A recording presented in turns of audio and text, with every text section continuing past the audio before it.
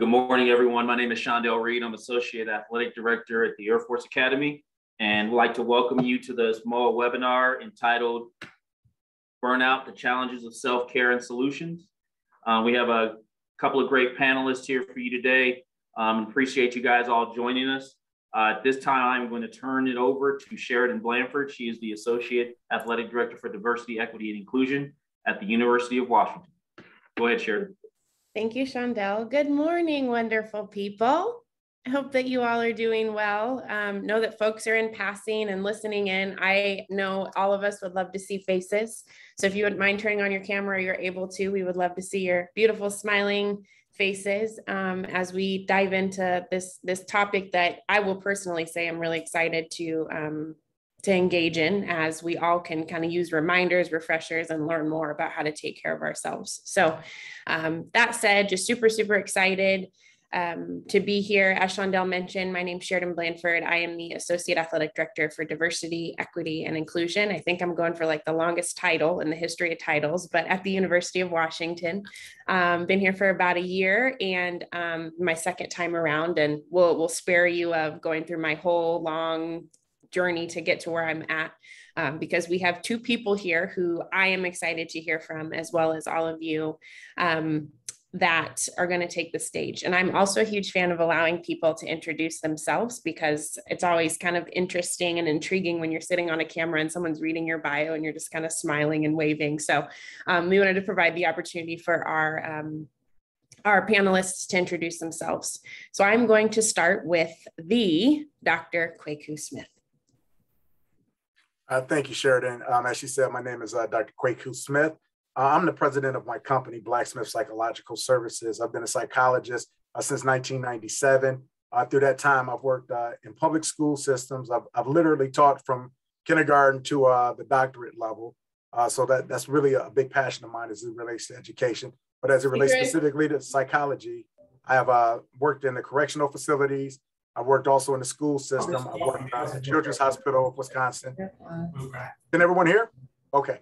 I've worked in a Children's Hospital of Wisconsin. I was a full-time team psychologist for the Milwaukee Bucks. And currently, from an athletic standpoint, I do consulting work with the Wisconsin Badgers. So very excited to talk to you about this very, very serious topic. And I'll turn it over to Candace. Thank you so much. Hi, everyone. My name is Candace Abelard. I am a licensed clinical social worker and the Assistant Director of Health Promotion and Wellness at St. Francis College in Brooklyn, New York. I work with developing and coordinating wellness services for athletics and academic departments. I also supervise a growing graduate counseling internship program. I'm originally from Canada, and I came here to St. Francis many moons ago to play basketball.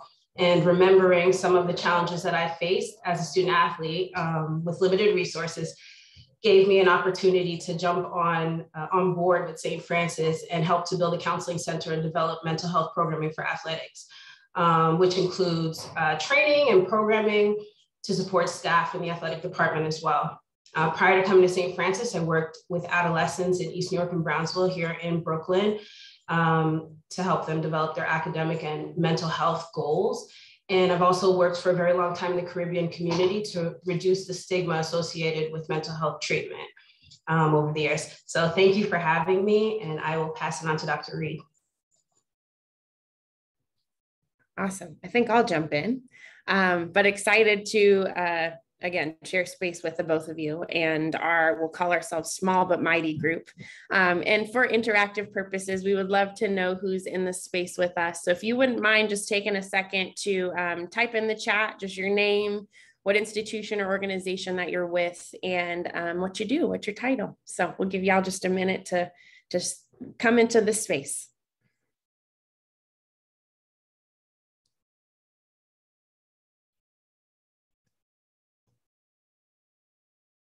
Welcome, Darnell, Teresa, Haley. Thanks for being here, everybody.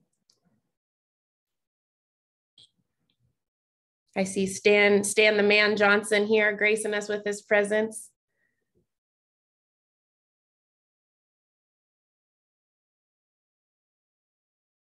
Looks like we got a fairly diverse group with regard to title and role and geographical area. I think we're covering the gamut here. Awesome. Thank you. Thank you, everybody. JP might beat me on length. You probably do. You probably do. Awesome. Okay, folks. Well, we are going to go ahead and dive in. I just wanted to, again, open up the floor so we know who we're sharing space with, and we are a small, but we'll say mighty group. And that said, I just want to, before we get started, I have a request. And I'll say we are all incredibly zoomed out, and I'll say we've all gotten relatively good at what we think is multitasking. And if you're anything like me, I'll just be open and honest, because we got to start with vulnerability. As you sign up for a professional development opportunity and you are like listening in relatively and then trying to do 27 other things at once.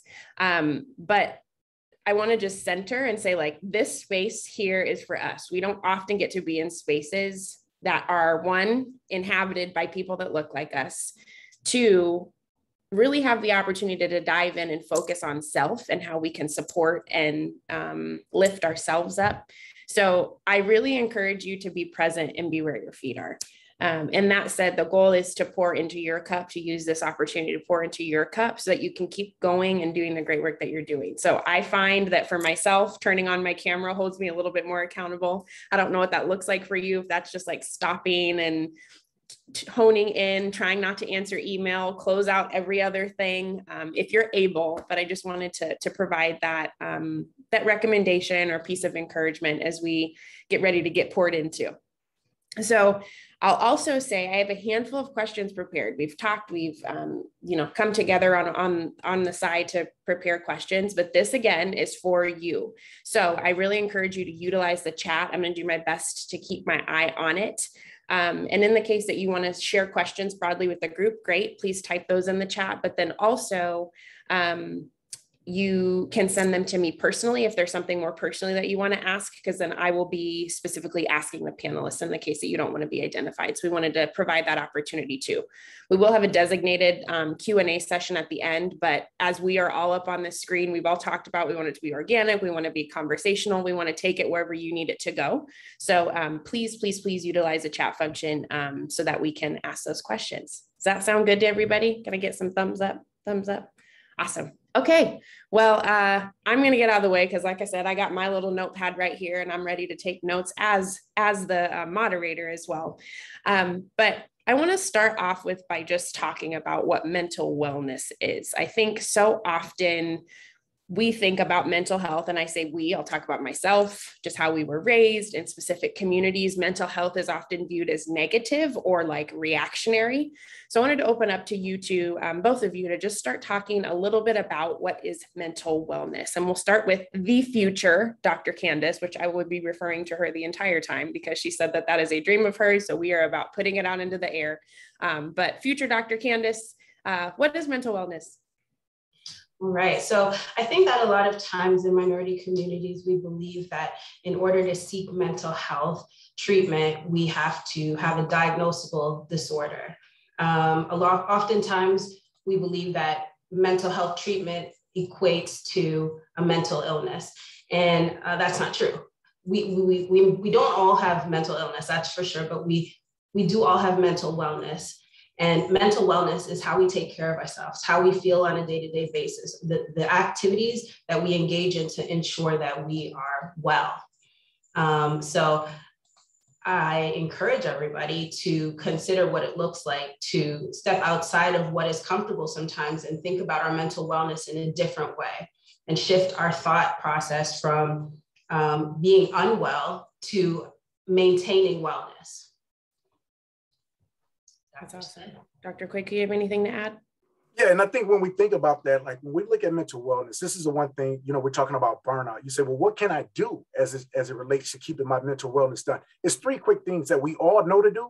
I'm going to say them. You're going to say, I already know that. But the question is, can we actually apply them? Can we actually do them? So the three things is this: we need to exercise. We need to get proper sleep. We need to have a proper diet. So when we start to talk about how do we stay on that continuum from mental wellness to mental illness, we know the things that we need to do, but ask yourself this honestly. If you looked at and recorded your diet for the past week? Would it reflect someone that was really taking care of themselves? You looked at your sleeping habits. If you looked at your exercising habits. And so now these, I'm not going to say it's going to do it all, but these are three of the biggest ingredients when we talk about we want to be proactive in keeping ourselves healthy.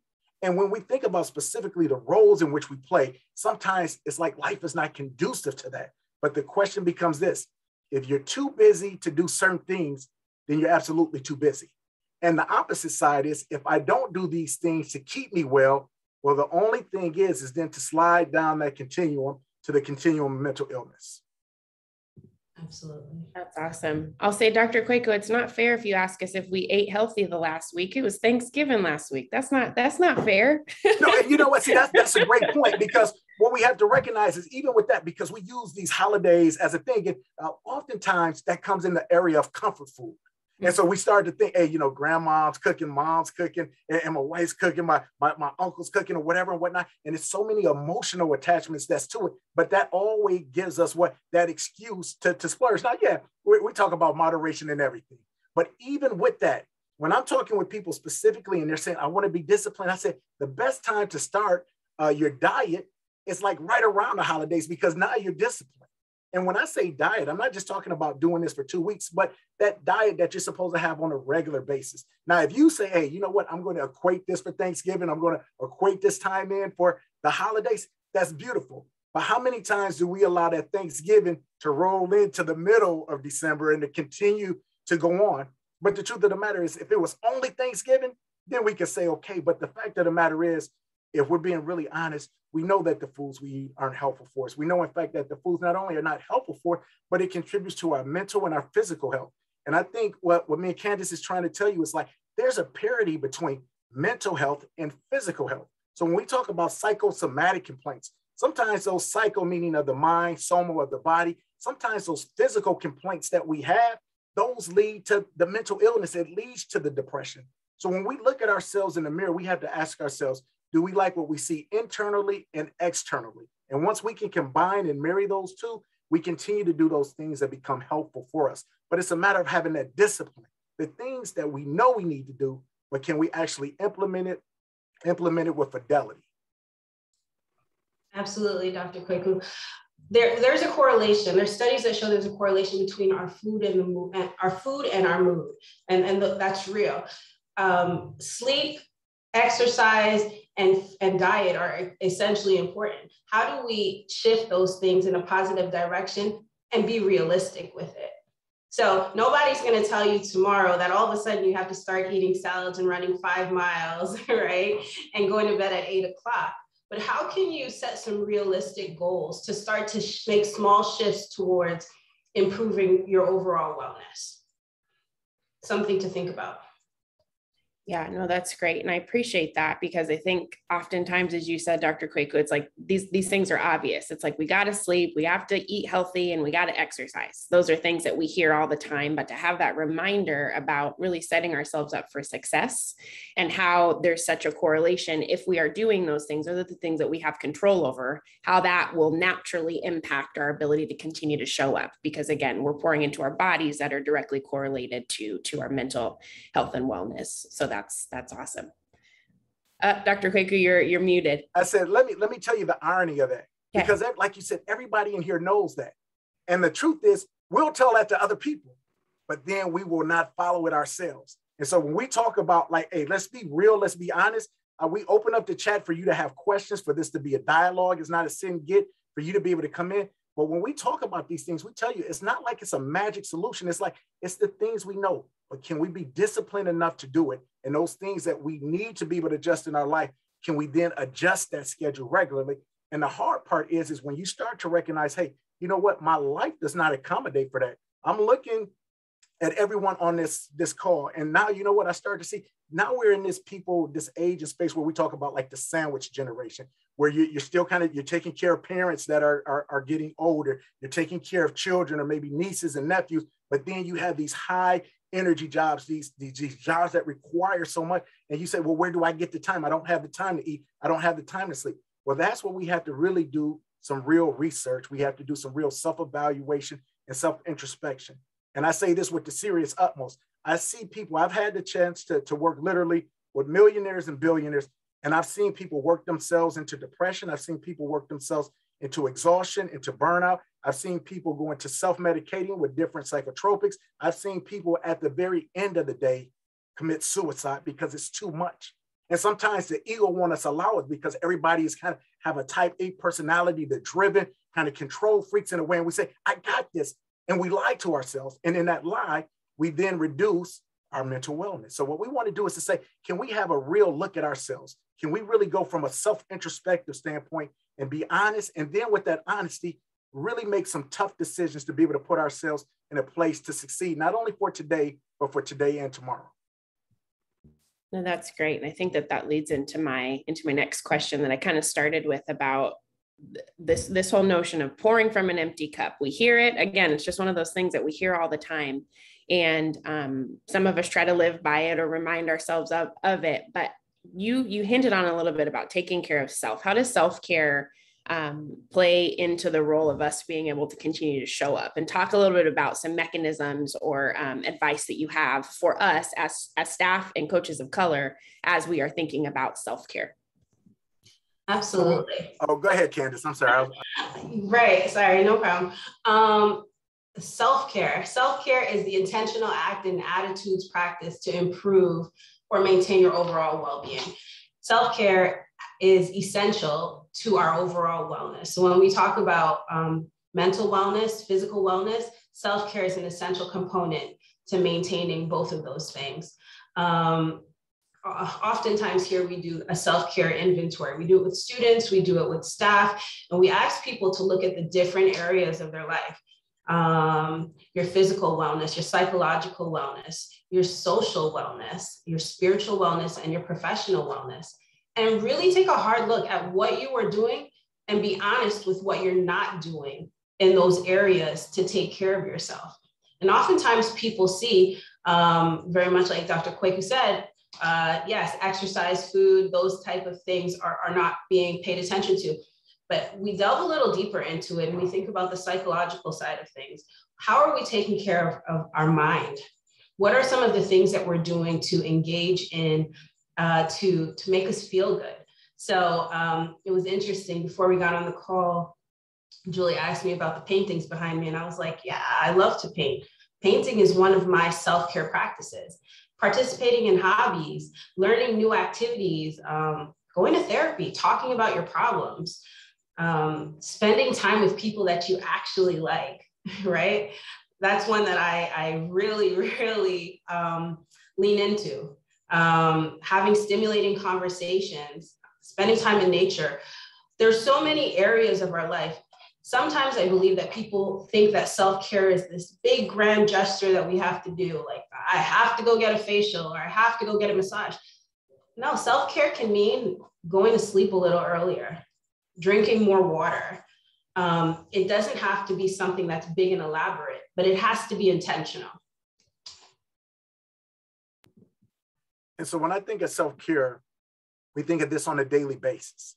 And so what I want you to think about is this, because when we talk about mental health, it's sometimes we get always, even in our talk, we can focus on mental illness. But I want you to think about is yourself when you're operating at your optimal level. When you say, you know what, things are going great. This is good. This is why I'm a big fan of journaling, because if I'm doing things great, when things aren't good, guess what? I have a recipe. I can reverse engineer it. Let me see what I was doing when things were going good. And if I'm journaling, hey, you know what? I was getting the sleep. I was getting the exercise. I was eating right. But also I was drinking the water. I was going out in the nature. I was seeing therapy. It was like we have a documentation. We have a recipe.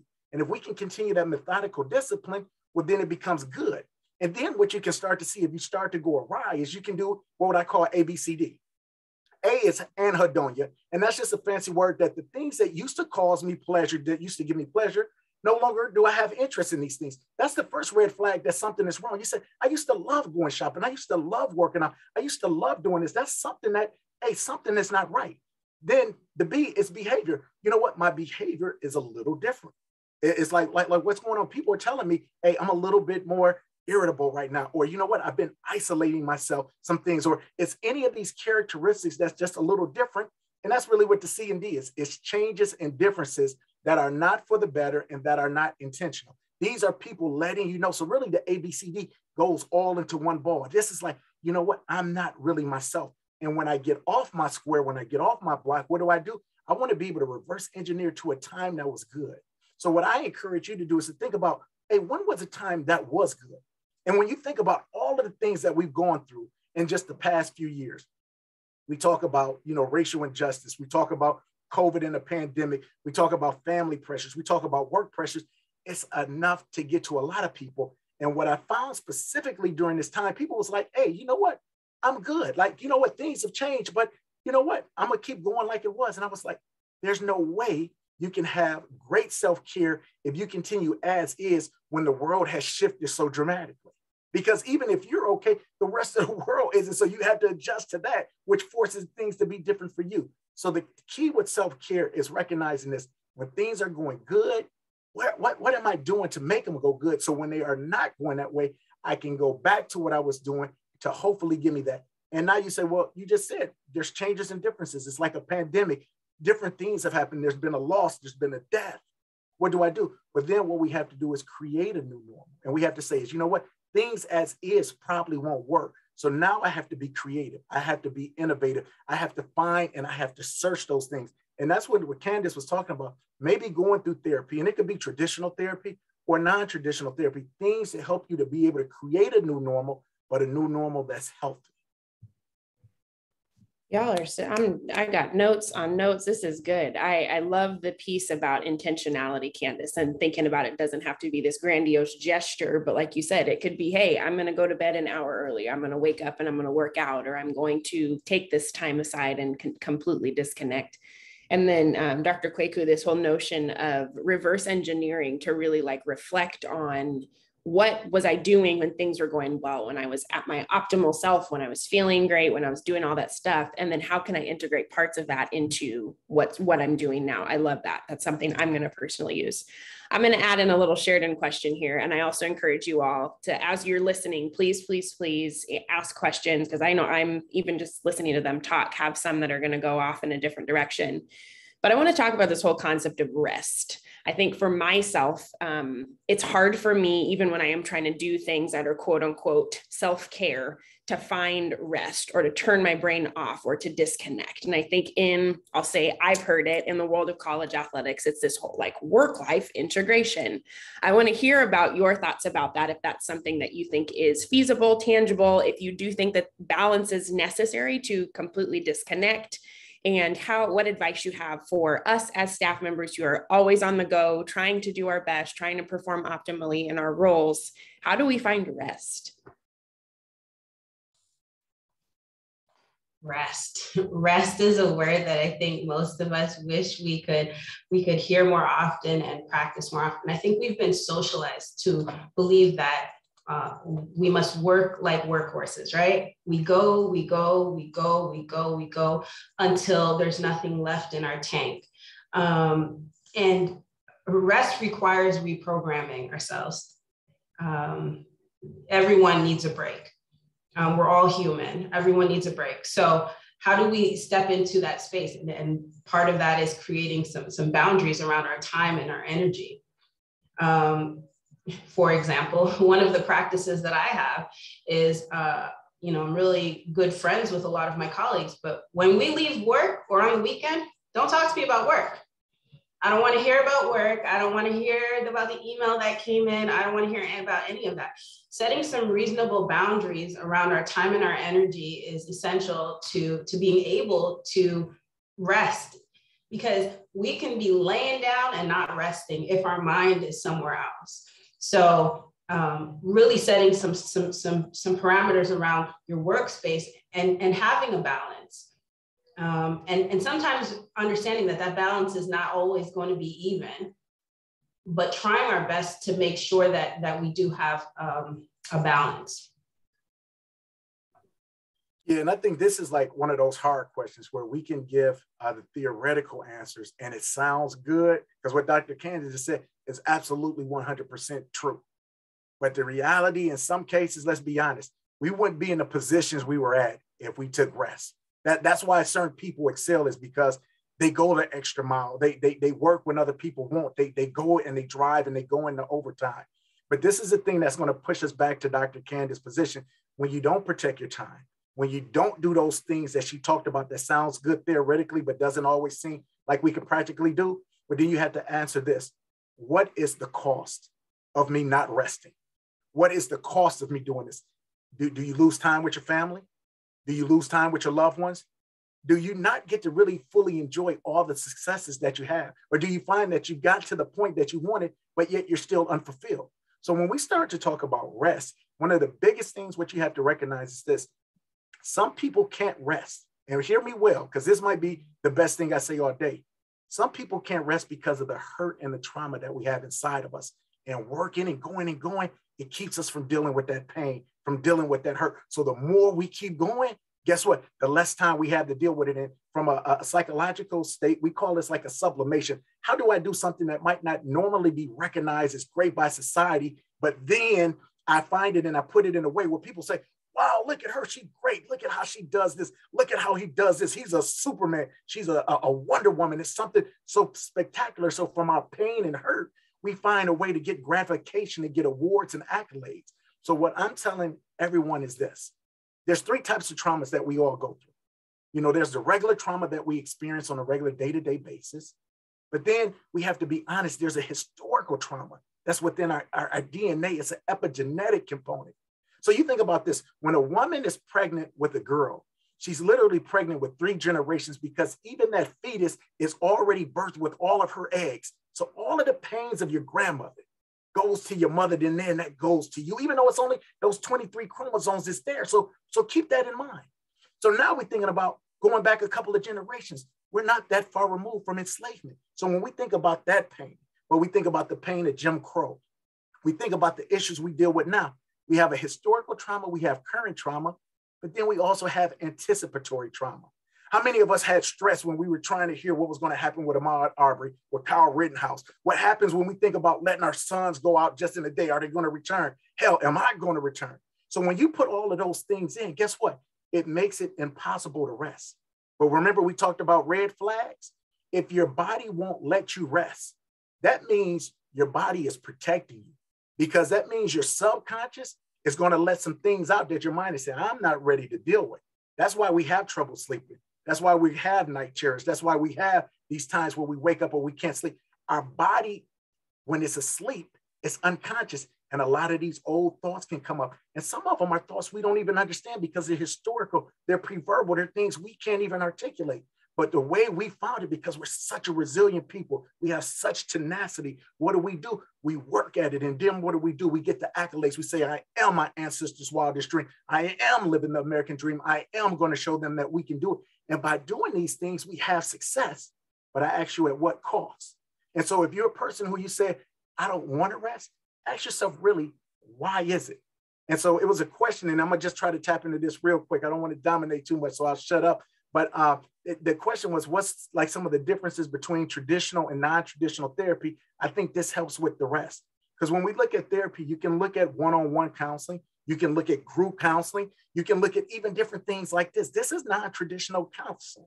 This is non-traditional therapy. We're all coming together under the guise of what? Professional development. But we're all hoping to get something. There's no way anybody who's busy is going to take an hour out of their busy day unless they're hoping to get something. You're not going to waste this hour because time is too valuable. So you say, I'm hoping it's something that's said. So when we look at that from a traditional therapy, we say, well, what are some of the non-traditional? Those are the things that Candace talked about. Let me go for a walk. You know what? Let me build a garden. Think about how many times you've done garden work and you was like, this is therapeutical, cleaning my house, building something with my hands. When we start to think about what are non-traditional things we can do, those are the things that at some point in time, it gives us that release, that rest from what we're normally doing, and allows us to have kind of like a brainless activity, a brainless fun, where we look at it and we say, man, I can't believe that this was this quick, because we got lost in time and it gave our mind a mental rest. But now what we have to do is say, how can we do that intentionally and how can we do that regularly? Absolutely. Dr. Quake, I want to add one more trauma, type of trauma, vicarious trauma. I think we've all experienced that over this last 2 years. We've had a global pandemic, we've had political battles, we've had racial injustice, we've had natural disasters, and we've all watched it. Trauma doesn't have to happen to you in order for it to significantly impact you. And also, we're working with a whole bunch of young people who are also being impacted by those events in the world. When they come to us and they're sharing some of their distress related to those traumatic events that have happened, we're absorbing that too. So all of those traumas are being absorbed, and that's where we can lean into burnout. And I know Sheridan's going to talk a little bit about that.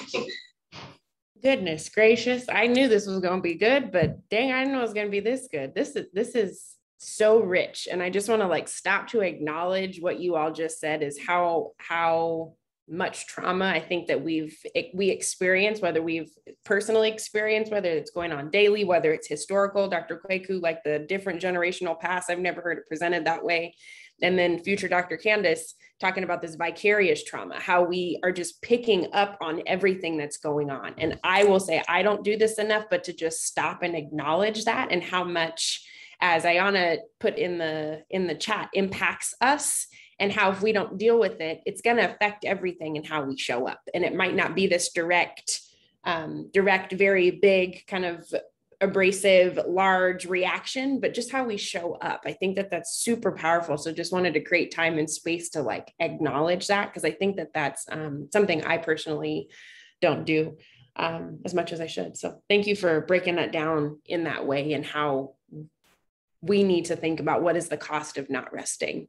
And the fact that we, in a way, have a different, I was with my grandmother over Thanksgiving and listening to how she thinks, and how it's just very much her having to go all the time and put herself aside and not rest and just go, go, go. How we have the opportunity in different ways to rest and to center ourselves and to understand that we are as valuable and important and deserve that. So to that end, as you kind of mentioned, future Dr. Candace, is about burnout. So we hear burnout often. We hear it, okay, don't get burnt out, or I'm burnt out.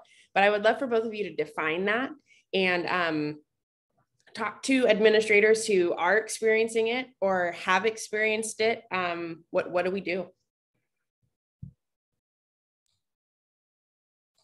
So burnout. And I think a lot of us have heard this word a lot lately. Burnout is when a person has reached their point of exhaustion within their job. They lack motivation and that they used to have for their job. They may have negative feelings towards their work, and this can significantly impact their work performance, and also significantly be detrimental to your mental health. What we do know now in this pandemic is that 52% of all workers report feeling burnt out. So that's half of how many people are on this call. Right? So there's 34 people, half of us have experienced burnout. And some of you may be experiencing it and not realize that that is what you are feeling. Sometimes burnout and depression can mimic each other. There's significant difference between burnout and depression. Depression, there's an added component of hopelessness. There's an added component sometimes of suicidal thoughts and things like that. But burnout is just when we feel extremely exhausted and lack the motivation that we once had for our work. And I love how you put that, because when we talk about burnout, this is where people say, Dr. Candace said, sometimes we're burnt out, we don't even know we're burnt out. And you know why that is? It's because we've learned to compartmentalize things so well. See, you can be burnt out at home, but not burnt out at work. And that's why some people avoid home and stay at work, or kind of vice versa. And so you say, I'm not burnt out, because you're looking at those areas in which you still do have energy, which you do still have this emotion and enthusiasm to do something. So that's the cognitive dissonance that we can't, that we can easily dispel, because we say, well, if I was burnt out, how could I do A? How could I do B? How could I do C? But also what we have to recognize is because, and this is not a victim card, but because we are from a marginalized class, and we understand that, and it's not to say that we still don't do some great things, but because we are in this marginalized class, but we're still so great, we're still so resilient, we've learned to normalize dysfunction. we've become to normalize things that aren't right. You know, we say, well, that's kind of how they are. Well, this is kind of how it is. And we put up with that, but it's like a wood chopper. You know, you're chopping at that tree and it comes and it comes and it comes. And what happens is it's so gentle with how this happens, where you say, I'm feeling great. And instead of you feeling like this kind of slow deterioration, it's just like falling off a cliff because you've taken so much so long. So this is what we're saying with burnout. If you can recognize that you're burnt out, that means you've been burnt out so long ago. It's just like they say, if the first time you drink water is when you want to drink, you're already dehydrated. Your body has been telling you this before you needed it. So what we're telling you, this is the mental wellness. What's the proactive things that we do to prevent this? If you ever wake up and you be like, man, I don't want to go up in here. That's a sign of burnout. See, sometimes it's only 52% because we don't even know how to define it. And sometimes when we get those surveys and self-reports, those are notoriously under recognized. Okay, so if they're saying 52, it's probably 75, but the other 25 or 23, if we get specific, don't want to answer it. So what are we seeing? Recognize this. Burnout can happen to anyone. It's not a knock on your character. It's not saying you're not fit for the job or you can't do this. It's just if you do too much, it's going to come down. I don't care how strong you are.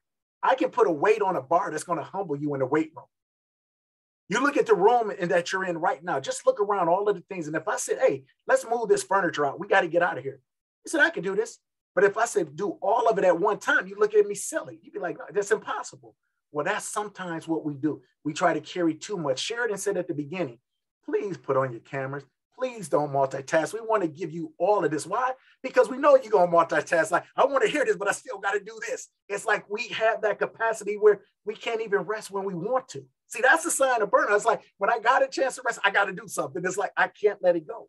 So what we started saying is reframe how you think of burnout. It's not just the person who's in the corner, like you said, ooh, they frazzled, they're fried. Sometimes it's the person who's smiling. And as Dr. Candace said before, like, we have to be serious about this because the end result of not dealing with it is a lower quality of life. And the absolute worst is suicide.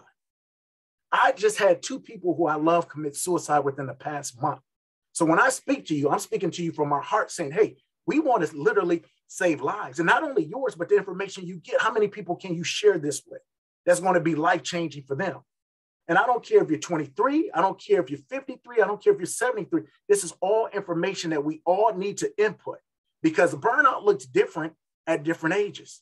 So what we have to do is, like we said, reframe what we think about burnout and do those things that we need to do that make us happy, that make us smile, because that lessens the likelihood that we get to that burnout that's so recognizable that nobody can deny. Absolutely. Like Dr. Kwaku said, like, the first step to combating burnout is acknowledging that you're experiencing it. Being in tune with yourself is essential to recognizing when you're at that point of exhaustion. Also, I would say help combat it is learning on advocating for yourself and asking for reasonable flexibility, whether it be at work or at home. And when I say reasonable flexibility, I'm not asking you guys to go to all your supervisors and tell them that you're not going to meet the deadline next week because you're feeling, extremely burnt out. I'm not saying that, but I am saying that it is time for us to acknowledge that we are human. And because of that, there are times where we feel overwhelmed and stressed. One of the practices that we have here is like, if I feel overwhelmed and stressed, I ask for a mental health day. And I'm not sure what the culture is at all of the schools that you're at, but that's a real thing. Having a mental health day can be the difference between tipping over that scale and feeling entirely hopeless, or just taking some time to rest. Also, that's another thing to get, taking some time off, learning to prioritize. Not everything has to be done at the same time. We're not superheroes, though some of us operate with many different hats and many different capes at a time. We do need to recognize how to prioritize. And much like Dr. Kwaku said, paying attention to your sleep, exercise, and diet is essential. Taking breaks throughout your workday. So taking time off from work is different from taking breaks throughout your workday. Taking intentional breaks, meaning in an 8-hour workday, you should get up from your desk many times and walk away, walk outside, get some fresh air. I'm not saying to not do what you got to do, but you need breaks. Our human brain can only hold so much space before we need a moment to ourselves. Also, seeking out additional help. And that may look like therapy, that may look like Dr. Kwaku said, all these different forms of self-care. It doesn't have to be traditional therapy, though I do recommend that everybody find somebody that they can sit down and speak to. That's great. And I'll just emphasize, and I'm speaking to myself as I'm saying this, we all got PTO and sick days for a reason. We need to use them. I think that the thing is to just let them stack up and look at them and be proud. Oh, I got this many PTO days, but then we don't ever take them. So utilize that time to take a break, to rest. I was going to say, Sheridan, maybe you guys can show in the emojis. How many of you have forfeited some of your vacation days because you didn't use them last year? Raise your hand. Raise your hand. If you've done it, raise your hand. If you've done it, make that the last year that you've done that. 2020, we're leaving forfeited PTO days in 2021. Okay. Snaps to that. Thank you, future Dr. Candace. That's great. So I know we only have a little bit more time here today to ask questions. And then I'm going to ask Julie after this question to unspotlight us so that everybody can be in the same space and folks can ask questions of our panelists. But you've hinted at it a little bit in seeking help, mental health support. And I will say, full transparency, I used to work with Dr. Kwaku at the University of Wisconsin, and I will say that man is the reason that I now have a therapist. And I was super against it. I was like, there's nothing wrong with me. I got this. And he was like, Sheridan, just try it. And I was like, no. And he kind of kept subtly, connected me to a Black woman. And I can say it's been one of the best decisions I made in 2020 was to do that. Just great to talk to someone, to engage with someone. And it's because of Dr. Kwaku. So publicly thanking you for that. That said, I know that there's a lot of stigma within our community about that. And we can advocate all day, even as we were preparing for this, for our student athletes to seek it. But how do we center ourselves as administrators and coaches of color to do that? I'll open up the floor to you all. Well, the first thing what I'd like to say is this: we all have a psychologist, whether we recognize it or not. And that's whether it's my doctor best friend, it's Dr. Mom, it's Dr. Pastor. It's always somebody we're going to who we trust that's within our trusted circle. The only thing why I tell people why you want a clinician is this. Because if I talk to my friend, guess what? It's a thing called reciprocity. So once I tell them my problem, they want to tell me their problem. And I got to kind of listen to it. I'm kind of obliged because I just poured this out. With a clinician, it's like, that's their job. If they're telling you too much, then that's the wrong person. Second thing is this: when you tell a friend and they're not your friend anymore, you're worried about those secrets. There's certain things by law we are bound to keep confidential. And that's big because you say, I don't know if I want to do this. But the thing is this: guess what? This is what we've always done. We've always been a communal people. Remember, we talking about historical trauma, but there's also historical love, historical strength.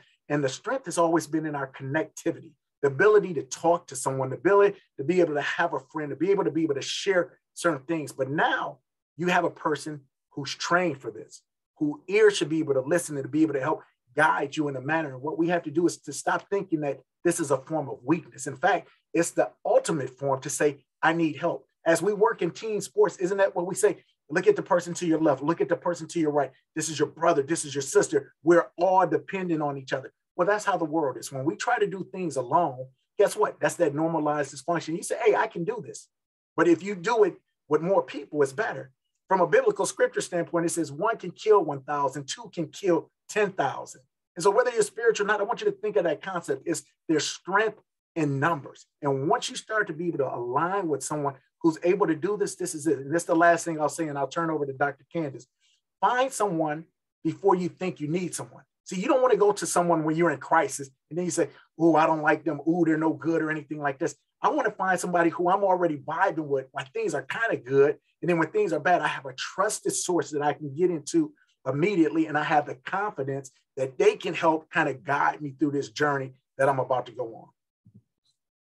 Absolutely. When we ask for help and when we get the support that we need, we become better employees, we become better parents, we become better partners, we become better friends and family members. We have to intentionally take care of ourselves. And the idea of like Dr. Quickly said, yeah, sometimes you may go to a therapist and it might not feel that great. We look at therapy like dating, right? You go on 2 or 3 dates, and then you kind of figure out if this person if you're clicking or you're not. But that doesn't mean that that's the last person that you're going to date. You're going to move on until you find the right connection. And we want you guys to look at therapy the same way. It's like, yeah, not every therapist is for you, but there is a therapist out there for you. That's great. So just as an encouragement, it's good for us to continue to advocate for student athletes to seek mental health support and everything of that nature. But we also, it's okay for us to do that and to do it in a way that's proactive. So what I'm going to do is I am going to, it looks like Julie's on spotlighting everybody. So we all should be able to, if you're not viewing the gallery, go to your top right, click view and hit gallery so you can see all the beautiful faces that are present. But I want to open it up to the floor. And again, being a small but mighty group, we rather than just utilizing the chat, if you want to, you can. But if you would like to just raise your hand, so you can rise to the top of the screen to ask Dr. Kwaku and the future Dr. Candace any questions that you might have about burnout, mental health, self-care, anything of that nature, so that you can go off and continue to be great.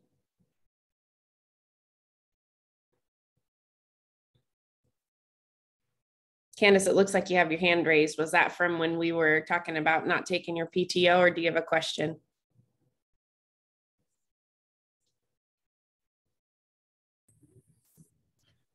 I have a question. Okay, go ahead, Darnell.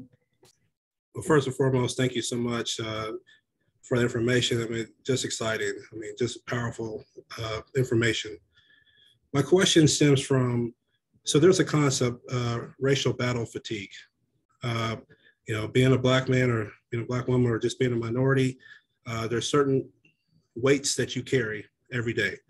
And you're constantly fighting these battles. And you talk about there's something that's always going on, or it's something that you always have to kind of sift through. Could you speak a little bit about racial battle fatigue and how do we manage stress or burnout as it relates to that, considering the amount of tensions, at least I know here in Texas where I'm at, the amount of tensions that's placed on people of color just to be in the workplace on a daily basis. Yeah, Brother Smith, that's a real question. And that's something that, let's be honest, we're all still trying to figure out because we go through it. There's 3 things that I'll say real quickly, though, to kind of give you like not a sugar-coated answer, but the things what we have to do.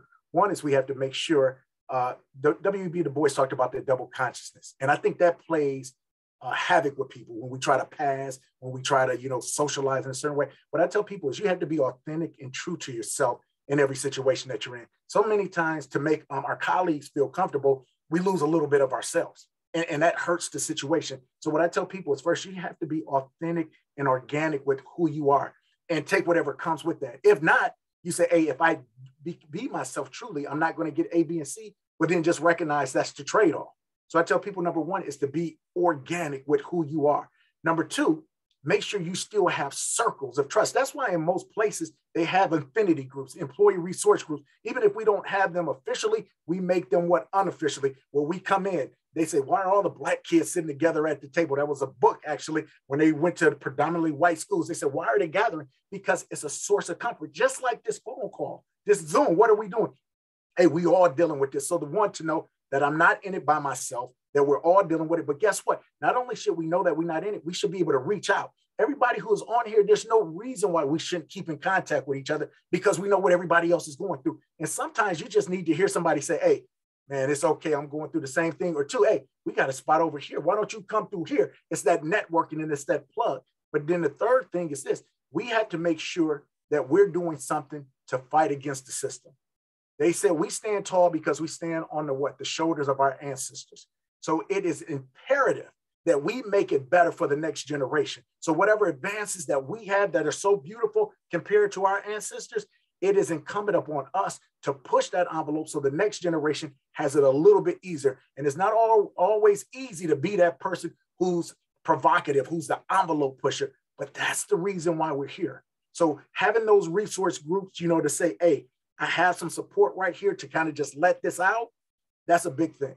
And like I said, that's a brief answer, but I'll give you my information. We can chop it up on some things later too. I want to piggyback off of Dr. Kwaku with the double consciousness. Code switching is something that we all do on a daily basis. And sometimes we're conscious and sometimes we're not so conscious, but it's happening, right? One of the culture change is something that's real. And like you said, Dr. Kwaku, like speaking up and being vocal and being authentic in who you are in your workspace is essential. I think across all campuses now, over the last year and a half, at least, or 2 years, diversity, equity, and inclusion has been the theme, right? Let's use that to our advantage and talk about these things. We've done anti-racism training here.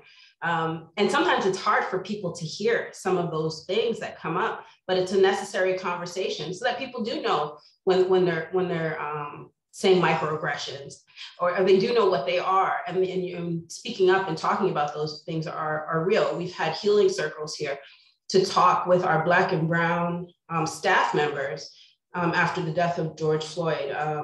And that was real and deep and important. And it wasn't something that was happening before, but it's something that's necessary. So if you have a voice at your place at your university or college, maybe these are some of the things that you can think about that can bring light to some of these topics. Thank you, Darnell, for that question. That was awesome. Thank you.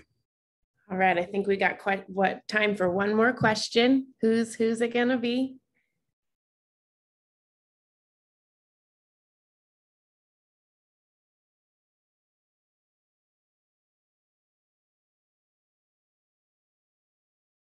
I know there's got to be one brewing. Well, let me say this while somebody is thinking of a question or what they're doing.